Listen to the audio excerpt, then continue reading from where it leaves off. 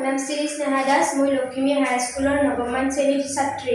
আমাৰ ধাৰণাটো হ'ল প্লাষ্টিক পুনৰ ব্যৱহাৰ কৰি হস্তশিল্প তৈয়াৰ কৰা। আমাৰ থিমটো হ'ল সমৃদ্ধ ভাৰত।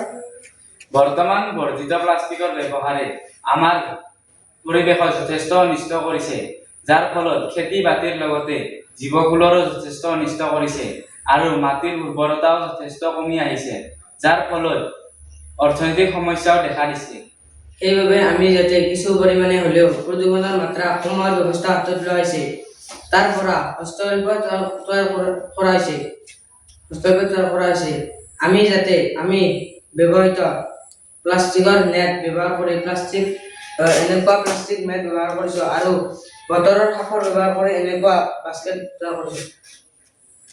মানুহে ব্যৱহাৰ কৰি বটলবোৰ য'তে ত'তে পেলাই দিয়ে আৰু এইবিলাকে পৰিৱেশত বহুত বেয়া প্ৰভাৱ পেলায়।